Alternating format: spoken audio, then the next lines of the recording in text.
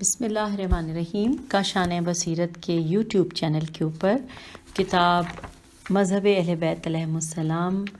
کے part number 34 کے ساتھ آئیے ہم اپنی ریڈنگ کا آغاز کریں۔ پچھلی آڈیو میں ہم نے پیج نمبر 510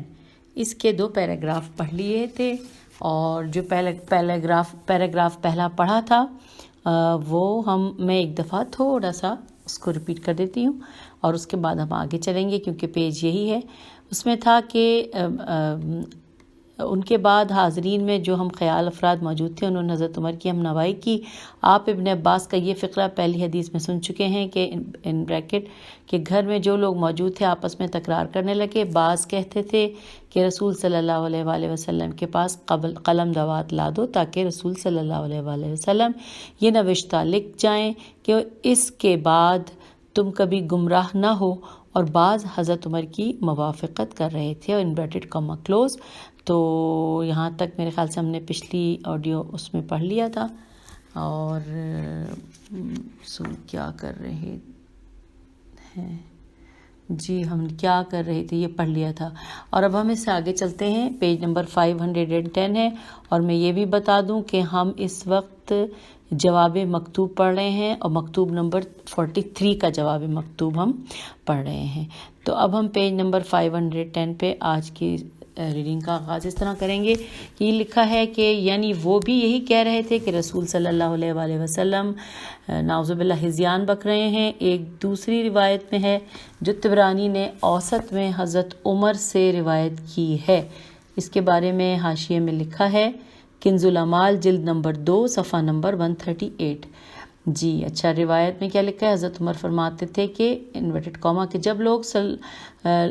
رسول صلی اللہ علیہ وآلہ وسلم بیمار ہوئے تو آپ نے فرمایا کہ میرے پاس کاغذ اور دوات لاؤ، میں ایسا نوشتہ لکھ دوں کہ اس کے بعد تم کبھی گمراہ نہ ہو۔ اس پر پردے کے پیچھے سے عورتوں نے کہا کہ تم سنتے نہیں کہ رسول صلی اللہ علیہ وآلہ وسلم کیا کہہ رہے ہیں، انورٹڈ کاما کلوز۔ حضرت عمر کہتے ہیں کہ اس پر میں بولا کہ تم یوسف والی عورتیں ہو، جب رسول صلی اللہ علیہ وآلہ وسلم بیمار پڑتے ہیں اپنی آنکھیں نچوڑ ڈالتی ہو، اور جب تندرست رہتے ہیں تو گردن پر سوار رہتی ہو۔ اس پر رسول صلی اللہ علیہ وآلہ وسلم نے فرمایا کہ عورتوں کو جانے دو، یہ تم سے تو بہتر ہی ہیں، انورٹڈ کاما کلوز۔ ہم پیج نمبر 511 پہ آ گئے ہیں۔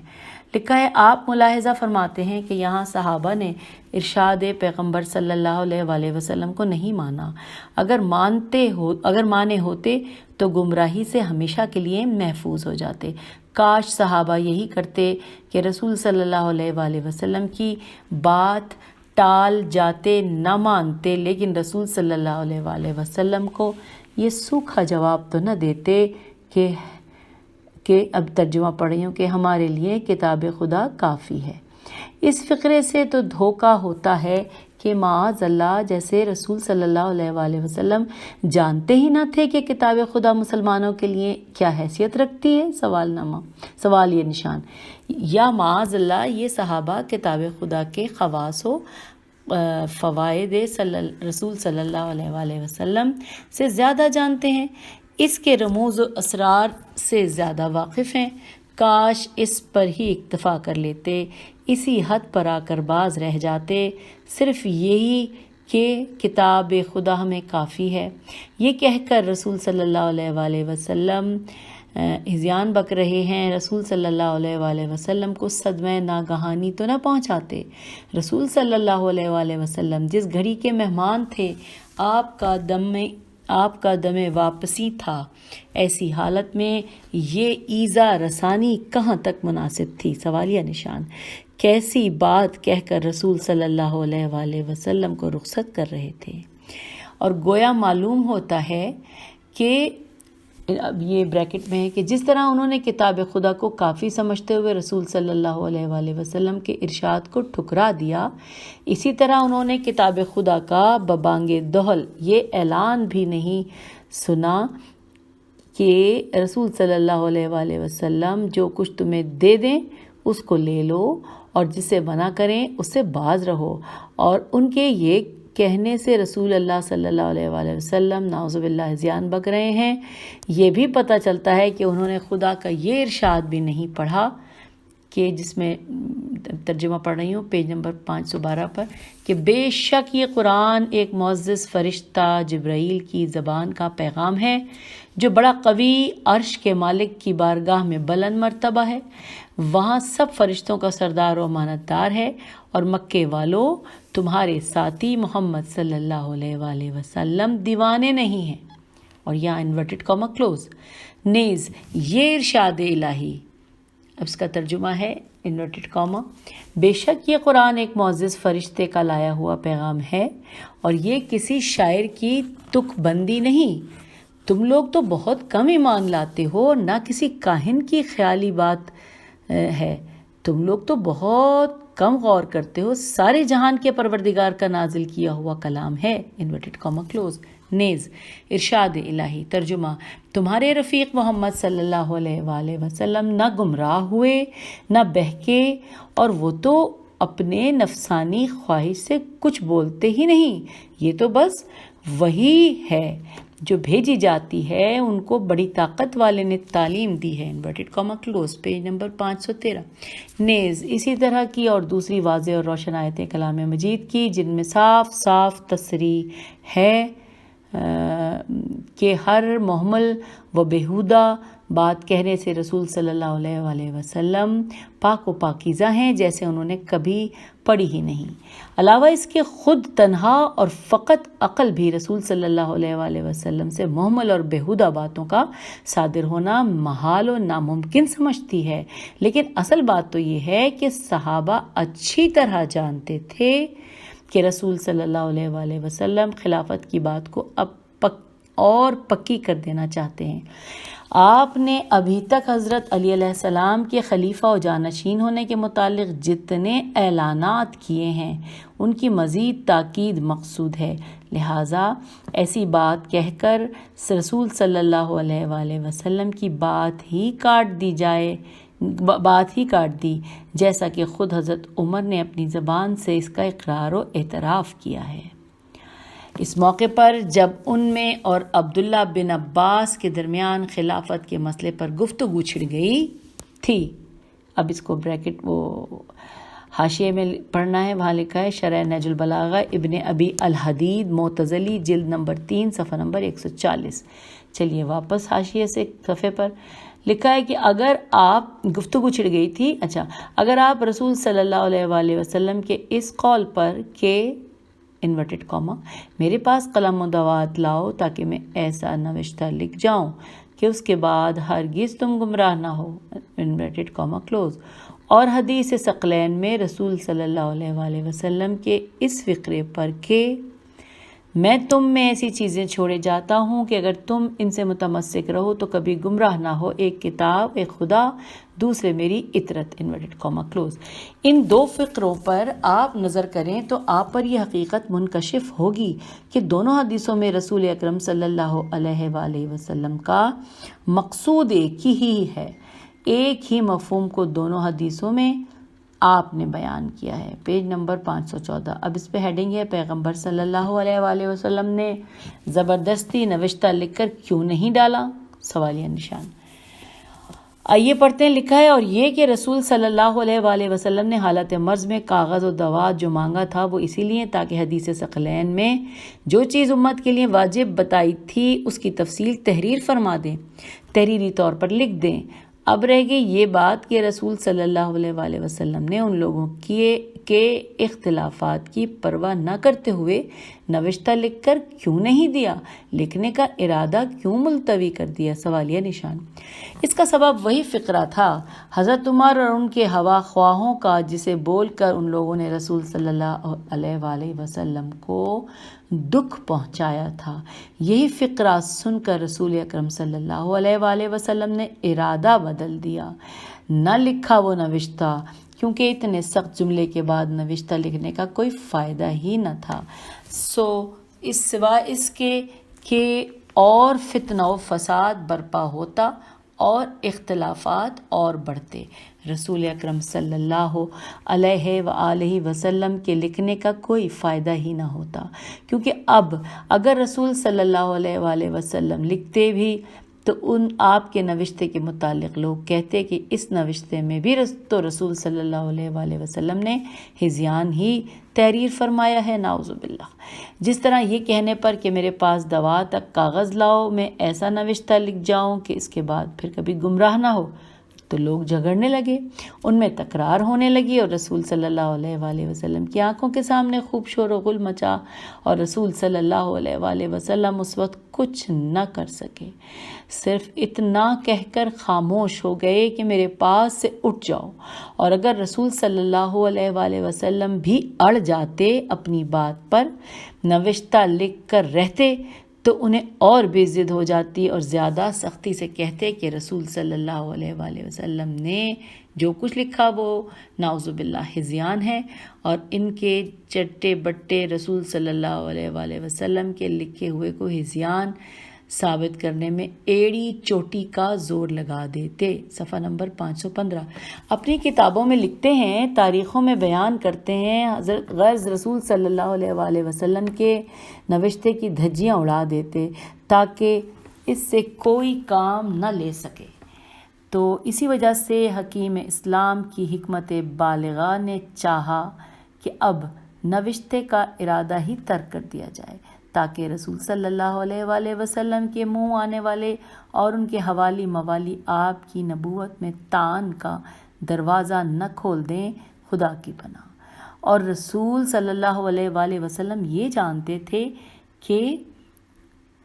علی علیہ السلام اور علی علیہ السلام کے دوست دار اس نوشتے کے مضمون پر بہرحال عمل کریں گے، میں چاہے لکھوں چاہے نہ لکھوں، اور ان کے علاوہ جو ہیں وہ اگر میں لکھ بھی جاؤں تب بھی نہ مانیں گے، نہ اس پر عمل کریں گے۔ لہٰذا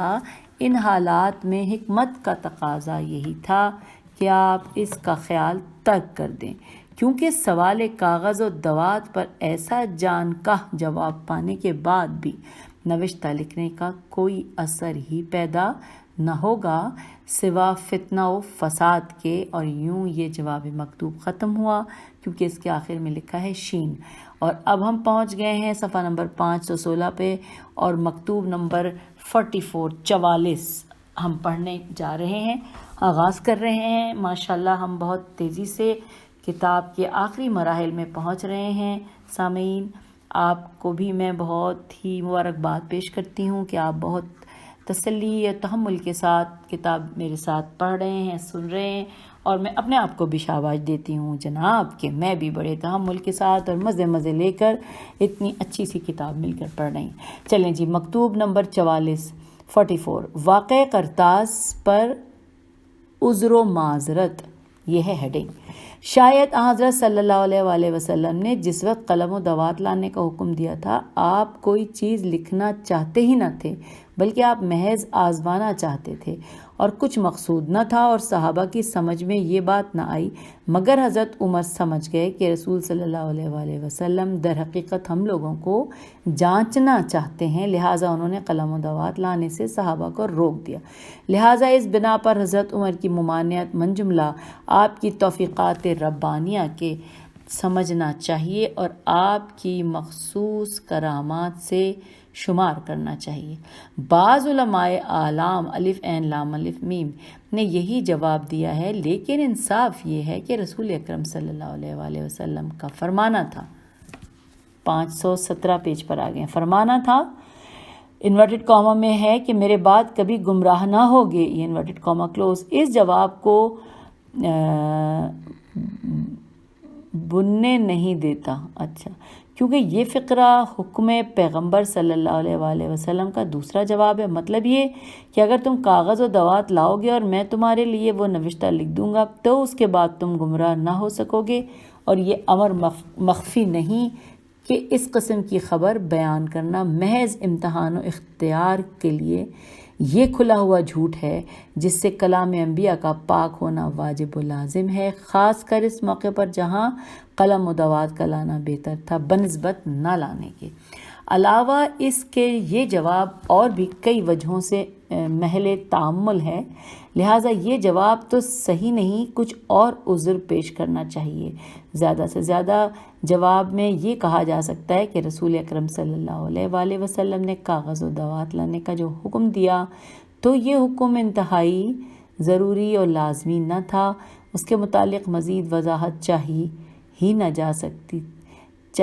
جا سکتی، دوبارہ پوچھا ہی نہ جا سکتا تھا، بلکہ یہ حکم مشورے کا حکم تھا، اور ایسا برابر ہوا کہ صحابہ رسول صلی اللہ علیہ وآلہ وسلم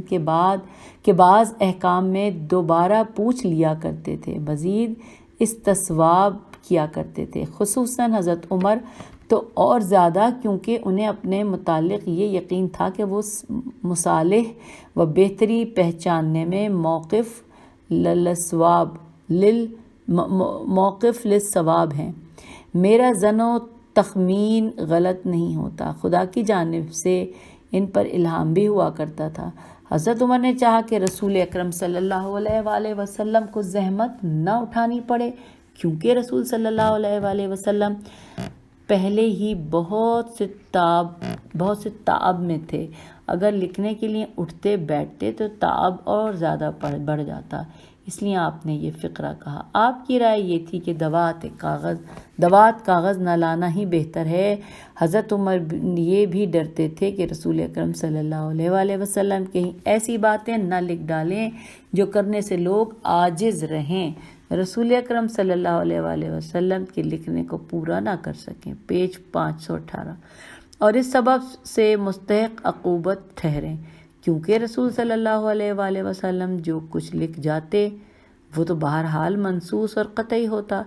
اجتہاد کی گنجائش اس میں نہ ہوتی، یا شاید حضرت عمر کو منافقین کی جانب سے خوف محسوس ہوا کہ کہیں ایسا نہ ہو کہ منافقین رسول صلی اللہ علیہ وآلہ وسلم کے نوشتے پہ معترض ہوں، اس کی قدح کریں، کیونکہ وہ نوشتہ مرض کی حالت میں لکھا ہوا ہوتا اور اس وجہ سے بڑے فتنہ و فساد کا باعث ہوتا ہے۔ اس لیے حضرت عمر نے کہا کہ حسبنا کتاب اللہ، کہ ہمارے لیے کتاب خدا ہی کافی ہے، کیونکہ خدا بند عالم نے فرمایا، ترجمہ میں، ہم نے کتاب میں کوئی چیز نہ چھوڑی جو بیان نہ کر دی ہو، نیز یہ بھی ارشاد ہوا، ترجمہ، آج کے دن ہم نے دین کو تمہارے لیے مکمل کیا، تو انورٹڈ کاما کلوز۔ غالباً حضرت عمر کو اپنے طور پر اطمینان تھا کہ امت تو گمراہ ہو ہی نہیں سکتی، کیونکہ خداوند عالم دین کو کامل اور امت پر اپنی نعمت کا اتمام کر چکا ہے، لہٰذا جب امت کی گمراہی کا خوف ہی نہ تھا تو اب نوشتہ لکھنے کی ضرورت ہی کیا تھی؟ یہ ان لوگوں کے جوابات ہیں، اور یہ جس قدر رقیق ہیں وہ آپ سے پوشیدہ نہیں، کیونکہ رسول صلی اللہ علیہ وآلہ وسلم کا یہ فقرہ کہ تاکہ تم گمراہ نہ ہو بتانا ہے کہ آپ کا حکم قطعی، حکم لازمی تھا، کیونکہ ایسے امر میں جو ضلالت سے محفوظ رہنے کا ذریعہ ہو، قدرت رکھتے ہوئے ہر ممکن جد و جہد کرنا بے شک و شبہ واجب و لازم ہے، نیز حضرت صلی اللہ علیہ وآلہ وسلم پر اس فقرے کا ناگوار گزرنا اور حضرت عمر وغیرہ کے اس جملے کا برا ماننا اور ان لوگوں کی تعمیل حکم نہ کرنے پر آپ صلی اللہ علیہ وآلہ وسلم کا ارشاد فرمانا کہ میرے پاس سے اٹھ جاؤ، یہ بھی دلیل ہے کہ آپ نے دوات و کاغذ لانے کا جو حکم دیا وہ حکم واجب و لازم تھا، بغرض مشورہ آپ نے نہیں فرمایا تھا۔ پیج 519 پر ہم ہیں۔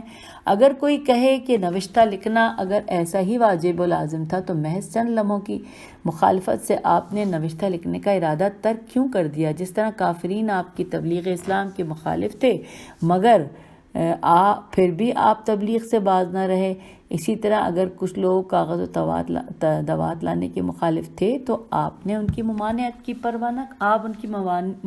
کی پرواہ نہ کرتے ہوئے نوشتہ لکھ کر کیوں نہیں آپ نے دیا؟ تو میں کہوں گا کہ آپ کا یہ کہنا ٹھیک بھی ہو تو زیادہ سے زیادہ نتیجہ یہ نکلتا ہے کہ نوشتہ کا لکھنا رسول صلی اللہ علیہ وآلہ وسلم پر واجب نہیں تھا، لیکن رسول صلی اللہ علیہ وآلہ وسلم پر لکھنا واجب نہ ہونے سے کب ضروری ہے کہ ان لوگوں پر رسول صلی اللہ علیہ وآلہ وسلم کا حکم ماننا اور کاغذ و دوات کا لانا بھی واجب نہ تھا۔ ہو سکتا ہے کہ نوشتے کا لکھنا رسول صلی اللہ علیہ وآلہ وسلم پر واجب نہ رہا ہو، مگر ان لوگوں پر دوات و کاغذ کا لانا واجب و لازم ہو، جبکہ رسول صلی اللہ علیہ وآلہ وسلم نے لانے کا حکم دیا تھا اور اس کا فائدہ بھی بتا دیا تھا کہ گمراہی سے ہمیشہ کے لیے بے خوف ہو جاؤ گے اور ہمیشہ راہ ہدایت پر باقی رہو گے، کیونکہ فی الواقع امر کا وجوب مامور سے متعلق ہوتا ہے نہ کہ آمر سے، خصوصاً جب کہ امر کا فائدہ مامور کو پہنچتا ہو۔ لہٰذا بحث یہاں یہ ہے کہ ان لوگوں پر امر کا بجا لانا واجب تھا یا نہیں۔ رسول اکرم صلی اللہ علیہ وآلہ وسلم نے ان لوگوں کو کاغذ دوات کا جو حکم دیا تھا تو کاغذ و دوات کا لانا ان لوگوں پر لازم تھا یا نہیں۔ محل بحث یہ نہیں کہ رسول صلی اللہ علیہ وآلہ وسلم پر لکھنا واجب تھا یا نہیں، سوالیہ نشان۔ Page number 520۔ علاوہ بری یہ بھی ہو سکتا ہے کہ لکھنا رسول صلی اللہ علیہ وآلہ وسلم پر بھی واجب تھا، لیکن لوگوں کی مخالفت اور رسول صلی اللہ علیہ وآلہ وسلم کا کہنا نہ ماننے اور یہ کہنے سے کہ رسول صلی اللہ علیہ وآلہ وسلم نعوذ باللہ ہذیان بک رہے ہیں رسول صلی اللہ علیہ وآلہ وسلم سے، وجوب ساقط ہو گیا ہو، کیونکہ رسول پاک صلی اللہ علیہ وآلہ وسلم اب لکھتے بھی تو سوا فتنہ و فساد کے لکھنے کا اور کوئی فائدہ نہ ہوتا، لہٰذا جو چیز باعث فساد ہو، جس سے فتنہ برپا ہو جانے کا ڈر ہو، اس کا کرنا رسول اکرم صلی اللہ علیہ وآلہ وسلم پر واجب کیسے ہوگا، سوالیہ نشان۔ بعض حضرات نے یہ عذر بھی بیان کیا ہے کہ حضرت عمر حدیث کا مطلب نہ سمجھے، ان کی سمجھ میں یہ بات نہ آئی کہ وہ نوشتہ امت کے ہر فرد کے لیے گمراہی سے بچنے کا ایسا ذریعہ کیوں کر ہوگا کہ قطعی طور پر کوئی گمراہی نہ ہو سکے، بلکہ حضرت عمر رسول صلی اللہ علیہ وآلہ وسلم کے اس جملے سے کہ لا تضلوا یعنی تم گمراہ نہ ہوگے، یہ مطلب سمجھے کہ تم سب کے سب کل کے کل گمراہی پر مجتمع نہ ہوگے اور نوشتہ لکھنے کے بعد کسی ایک فرد میں بھی گمراہی سرایت نہ کرے گی، اور حضرت عمر یہ پہلے ہی جانتے تھے کہ امت کبھی گمراہی پر مجتمع نہ ہوگی، اسی وجہ سے آپ نوشتے کو بیکار سمجھے اور خیال کیا کہ رسول اکرم صلی اللہ علیہ وآلہ وسلم کا نوشتہ لکھنے سے مقصود وہ صرف مزید احتیاط ہے اور کچھ نہیں، کیونکہ آپ مجسم رحمت واقع ہوئے ہیں، اس لیے آپ کا رحم و کرم چاہتا ہے کہ جہاں تک ہو سکے ان کے گمراہی سے محفوظ رہنے کے لیے احتیاطی تدابیر کر دی جائیں۔ یہی سمجھ کر حضرت عمر نے آپ کو وہ جواب دیا، یہ طے کر کے کہ یہ رسول صلی اللہ علیہ وآلہ وسلم کا واجبی حکم نہیں بلکہ رحم و کرم کی وجہ سے ایسا فرما رہے ہیں۔ حضرت عمر کی اس تیزی اور جلد بازی کی معذرت میں بھی یہی باتیں کی گئیں، مگر واقعہ یہ ہے کہ اگر نظر غائر سے دیکھا جائے تو یہ سب کے سب رقیق و محمل ہیں، کیونکہ رسول اکرم صلی اللہ علیہ وآلہ وسلم کا یہ فقرہ کہ لا تضلوا بعدی تاکہ میرے بعد تم گمراہ نہ ہو خود بتاتا ہے کہ امر ایجابی تھا نہ کہ کچھ اور۔ اب ہم پہنچ گئے ہیں 521 پر، تو اس میں لکھا ہے کہ اور رسول اکرم صلی اللہ علیہ وآلہ وسلم کا ان لوگوں پر غضبناک ہونا، ان سے رنجیدہ ہونا یہ دلیل ہے کہ صحابہ نے ایک امر واجب کو ترک کیا، لہٰذا سب سے بہتر یہ جواب ہے کہ یہ واقعہ در حقیقت ان صحابہ کی سیرت کے نامناسب تھا اور نہ شان سے بعید تھا، یہ ایک لغزش تھی جو ہو گئی اور ناگہانی بات تھی جو پیش آئی۔ اور اب سامعین یہاں پہ لکھا ہے سین، یعنی کہ یہ مکتوب اختتام کو پہنچا۔ اب آئیے ہم جواب مکتوب پڑھتے ہیں، اس کی ہیڈنگ ہے عذر و معذرت صحیح نہیں۔ آپ کے جیسے اہل علم کے لیے یہی زیبا ہے کہ حق بات کہیں اور درست بات زبان سے نکالیں۔ واقع قرطاس کے متعلق آپ کے علماء اعلام کی تعویلات و آزار جن کی آپ نے اپنے مکتوب میں تردید کی ہے، تو ان تعویلات و آزار کی تردید میں اور بہت سے کی تردید میں اور بہت سے گوشے باقی رہ گئے ہیں۔ جی چاہتا ہے کہ انہیں بھی عرض کر دوں تاکہ اس مسئلے میں خود آپ ہی فیصلہ فرمائیں۔ پہلا جواب یہ دیا گیا ہے کہ رسول اکرم صلی اللہ علیہ وآلہ وسلم نے جس وقت قلم دوات لانے کا حکم دیا تھا تو شاید کچھ لکھنے کا آپ کا ارادہ نہ تھا، بلکہ محض آزمانا مقصود تھا آپ کو، اور کچھ نہیں۔ آپ نے اس جواب کی رد میں جو کچھ فرمایا ہے اس کے علاوہ میں کہتا ہوں کہ یہ واقعہ اس وقت کا ہے جب حضرت صلی اللہ علیہ وآلہ وسلم کا دم واپسی تھا، حالت اختصار طاری تھا، جیسا کہ حدیث سے صراحت ہوئی ہے۔ لہٰذا وہ وقت، پیج 522، وہ وقت اختبار و امتحان کا نہ تھا بلکہ آزار و انداز کا تھا۔ ہر امر ضروری کے لیے وصیت کر جانے کا وقت تھا اور امت کے ساتھ پوری بھلائی کرنے کا موقع تھا۔ جو شخص دم توڑ رہا ہو، بھلا دل لگی اور مذاق سے اسے کیا واسطہ، اسے تو خود اپنی پڑی ہوتی ہے۔ اہم امور پر اس کی توجہ رہتی ہے، اپنے تعلق والوں کی مہمات میں اس کا دھیان ہوتا ہے، خصوصاً جب وہ دم توڑنے والا نبی ہو۔ نیز جب اس نے بحالت صحت اپنے پورے عرصہ حیات میں اختبار نہ لیا ہو تو وقت اختصار کیا اختبار و امتحان لینا۔ اس وقت کے اس شور و غل کرنے، چیخ و پکار مچانے پر ان لوگوں نے رسول صلی اللہ علیہ وآلہ وسلم کا کہنا کہ میرے پاس سے اٹھ جاؤ، یہ انورٹڈ کاما میں صاف صاف بتاتا ہے کہ رسول اکرم صلی اللہ علیہ وآلہ وسلم کو ان لوگوں سے صدمہ پہنچا، آپ رنجیدہ ہوئے۔ اگر نوشتہ لکھنے سے روکنے والے ہی زیادہ ثواب پر ہوتے تو ان کے روکنے کو رسول صلی اللہ علیہ وآلہ وسلم پسند فرماتے، مسرت کا اظہار کرتے۔ اگر آپ حدیث کے گرد و پیش پر نظر ڈالیے، خصوصاً ان لوگوں کے فقرے پر غور فرمائیے کہ حجر رسول اللہ ہذیان بک رہے ہیں، نعوذ باللہ ہیں، تو آپ کو معلوم ہوگا کہ حضرت عمر ان کے تمام ہوا خواہ جانتے تھے کہ رسول صلی اللہ علیہ وآلہ وسلم ایسی بات لکھنا چاہتے تھے جو ہمیں پسند نہیں، اسی وجہ سے ایسا فقرہ کہہ کر ناگہانی صدمہ پہنچایا گیا۔ رسول صلی اللہ علیہ وآلہ وسلم کو اور آپ صلی اللہ علیہ وآلہ وسلم کے حضور میں انتہا سے زیادہ شور و غل مچایا گیا، اختلافات خوب اچھالے گئے۔ جناب ابن عباس کا اس واقعے کو یاد کر کے شدت سے گریہ کرنا اور اس واقعے کو مصیبت شمار کرنا، یہ بھی اس جواب کے باطل ہونے کی بڑی قوی دلیل ہے۔ معذرت کرنے والے کہتے ہیں کہ حضرت عمر مصالح کی پہچاننے میں موفق للثواب تھے اور خدا کی جانب سے آپ پر الہام ہوا کرتا تھا، پیج 523۔ یہ معذرت ایسی ہے کہ اس پر توجہ ہی نہیں کی جا سکتی، کیونکہ یہ کہنے سے تو معلوم ہوتا ہے کہ اس واقعے میں راستی و درستی حضرت عمر کی طرف تھی، نہ کہ رسول اکرم صلی اللہ علیہ وآلہ وسلم کی طرف۔ نیز یہ کہ حضرت عمر کا اس دن کا الہام، اس دن کی وحی سے جو رسول اکرم صلی اللہ علیہ وآلہ وسلم پر امین وحی لے کر نازل ہوئے، زیادہ سچ تھا۔ بعض علماء نے حضرت عمر کی طرف سے یہ معذرت کی ہے کہ حضرت عمر رسول خدا صلی اللہ علیہ وآلہ وسلم کی تکلیف کم کرنا چاہتے تھے۔ بیماری کی حالت میں رسول لکھنے کی زحمت کرتے تو آپ کا تعب اور بڑھ جاتا۔ اسی تعب کے بڑھنے کے خوف سے حضرت عمر نے ایسا فقرہ کہا، مگر آپ اچھی طرح جانتے ہیں کہ نوشتہ لکھنے میں رسول صلی اللہ علیہ وآلہ وسلم کے دل کو زیادہ راحت ہوتی، آپ کا دل زیادہ ٹھنڈا، آنکھیں زیادہ خشک، اور امت کی گمراہی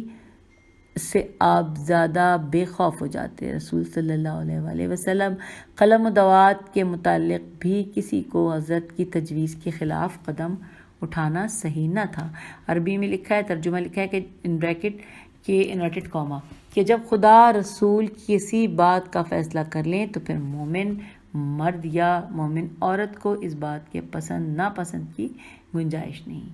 یوں انورٹڈ کاما کلوز ہو گیا۔ آگے لکھا ہے، علاوہ اس کے حضرت عمر اور ان کے ہوا خواہوں کا مخالفت کرنا، اس اہم ترین مقصد میں رکاوٹ ڈالنا اور رسول صلی اللہ علیہ وآلہ وسلم کی نظروں کے سامنے شور و غل مچانا، جھگڑا فساد کرنا، یہ زیادہ شاق تھا، زیادہ گراں تھا۔ رسول صلی اللہ علیہ وآلہ وسلم پر ایسا نوشتہ لکھنے کے جس سے امت ہمیشہ کے لیے گمراہی سے محفوظ ہو جاتی۔ سوچنے کی بات یہ ہے کہ حضرت عمر سے رسول صلی اللہ علیہ وآلہ وسلم کی اتنی زحمت تو دیکھی نہ گئی کہ آپ بیماری کی حالت میں نوشتہ تحریر فرمائیں گے، مگر ایسا کرنے میں انہیں کوئی تعامل نہ ہوا کہ رسول صلی اللہ علیہ وآلہ وسلم قلم و دوات مانگیں اور وہ تکرار کرنے لگیں، ہذیان بک رہے ہیں کہہ کر ناگہانی صدمہ پہنچائیں۔ لکھنے میں اگر زحمت بھی ہوتی تو رسول صلی اللہ علیہ وسلم کو تو کیا اس دلی صدمے سے بڑھ کر ہوتی؟ سوالیہ نشان۔ لوگوں نے حضرت عمر علیہ السلام کی طرف سے معذرت میں یہ بھی کہا ہے کہ حضرت عمر نے سمجھا کہ قلم و دوات کا نہ لانا ہی بہتر ہے۔ کیا کہنا اس معذرت کا بڑی نادر بات کہی گئی۔ غور تو فرمائیے کہ جب رسول خدا صلی اللہ علیہ وآلہ وسلم خود حکم دیں کہ قلم و دوات لاؤ تو قلم و دوات کا نہ لانا بہتر ہوگا، کیوں کر ہوگا؟ کیا حضرت عمر نے یہ اعتقاد رکھتے تھے کہ رسول صلی اللہ علیہ وآلہ وسلم ایسی چیز کا حکم دیا کرتے ہیں جس چیز کا ترک کرنا ہی زیادہ مناسب ہے؟ اس سے بڑھ کر حیرت خیز ان لوگوں کا یہ قول ہے کہ حضرت عمر ڈرے کہ رسول صلی اللہ علیہ وآلہ وسلم کہیں ایسی بات نہ لکھ جائیں جس کے کرنے سے لوگ عاجز رہیں اور نہ کرنے پر سزاوار عقوبت ٹھہرے۔ غور فرمائیے کہ رسول صلی اللہ علیہ وآلہ وسلم کے یہ کہنے کے بعد ان بریکٹ تاکہ تم گمراہ نہ ہو بریکٹ کلوز، حضرت عمر کا ڈرنا کہاں تک بجا تھا؟ کہ حضرت عمر رسول صلی اللہ علیہ وآلہ وسلم سے زیادہ انجام سے باخبر، رسول صلی اللہ علیہ وسلم سے زیادہ محتاط اور امت پر بنسبت رسول صلی اللہ علیہ وآلہ وسلم کے زیادہ مہربان تھے؟ سوالیہ نشان۔ کوئی بھی اس کا اقرار نہ کرے گا، کون بھلا یہ ماننے پر تیار ہو سکے گا؟ سوالیہ نشان۔ یہ بھی لوگوں نے حضرت عمر کی طرف سے معذرت پیش کی ہے کہ حضرت عمر کو منافقین کی طرف سے اندیشہ لاحق ہوا کہ کہیں حالت مرض میں نوشتہ تحریر ہونے کی وجہ سے اس نوشتے کی صحت میں قدح نہ کریں، مگر آپ خود سمجھ سکتے ہیں کہ یہ بھی غلط ہے۔ رسول صلی اللہ علیہ وآلہ وسلم کے لا تزلو کہنے کے بعد اس اندیشے کی کوئی وجہ نہ تھی، کیونکہ رسول صلی اللہ علیہ وآلہ وسلم جب خود وضاحت فرما دیں کہ میرا نوشتہ گمراہی سے محفوظ رہنے کا سبب ہوگا تو پھر منافقین کی قدح کی وجہ سے وہ نوشتہ باعث فتنہ و فساد کیوں کر ہو جائے گا؟ ہم پیج 525 پر ہیں۔ اگر حضرت عمر منافقین ہی سے ڈرتے تھے، ان کو یہی اندیشہ تھا کہ منافقین نوشتے کی صحت میں قدح نہ کریں، تو خود منافقین کے لیے انہوں نے قدح کا تخم کیوں بویا؟ سوالیہ نشان۔ رسول صلی اللہ علیہ وآلہ وسلم کا جواب دے کر لکھنے سے روک کر ہذیان بک رہے ہیں کہہ کر منافقین کے لیے راہ کیوں پیدا کر دی؟ سوالیہ نشان۔ تو یہاں پر ہماری گفتگو کافی ہو گئی ہے اور 33 منٹس ہو گئے ہیں، تو پھر میرے خیال ہے اس کے بعد ہم اگلی آڈیو میں پڑھیں گے۔ تو اجازت دیجیے، خدا حافظ۔